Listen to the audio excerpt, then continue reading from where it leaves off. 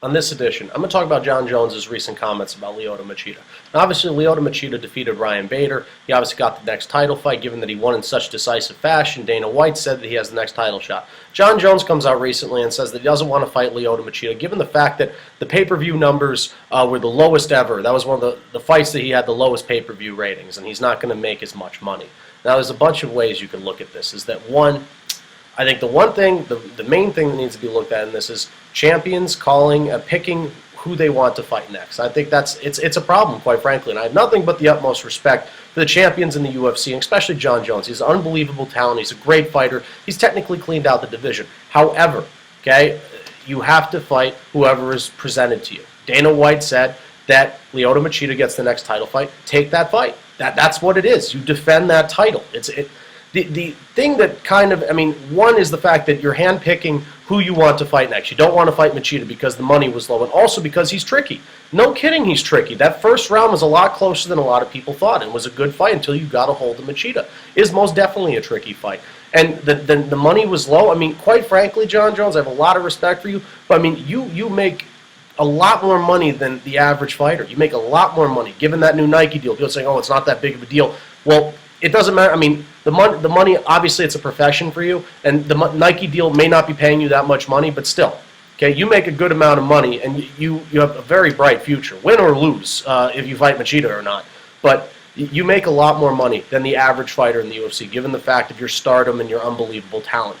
Also, the fact that Machida's tricky, I mean, that's the whole idea of being the champion. You're going to be presented fighters that are good fighters, that have different skill sets. And Machida's a karate guy. You fought him once, you beat him once.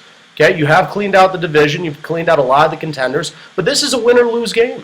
Okay, I have a little to gain and I have a lot to lose. Well, that's the game. It's a win or lose game. And obviously, I mean, you've lost one by DQ to Hamill. That doesn't really count, but I mean, you technically haven't lost in the UFC and in mixed martial arts. But it's a win or lose game. That's the way it is. And those of you saying that Machida isn't worthy of the title fight, I mean, let's look at this, okay? Yeah, he doesn't have the best of records. He's one win off of his title fight with Jon Jones. However, okay, he got promised the title fight by Dana White, and he also showed up. He showed up and he put on a good performance against Ryan Bader. It was flawless. He did absolutely nothing wrong. He's the first one to knock out Ryan Bader.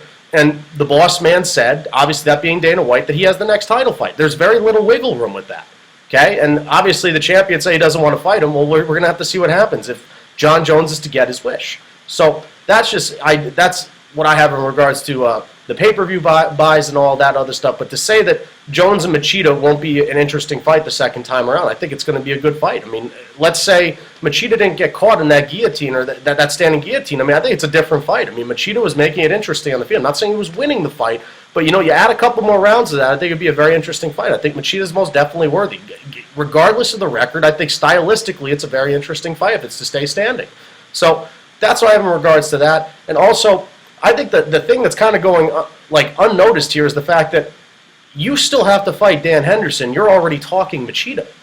You have to fight Dan Henderson on September 1st at UFC 151. You have not won that fight yet. Granted, you are a heavy favorite going into that fight.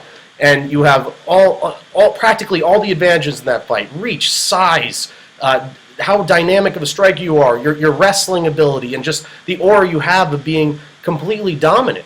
But you still have not fought Dan Henderson, and you're overlooking Dan Henderson, and you're technically on to the next one without being on to the next one. You have not defeated Dan Henderson yet. You're already talking Lyoto Machida, and it's ironic the fact that you and Dan Henderson, you were talking about how not disrespecting each other before this fight started, and obviously you guys started talking.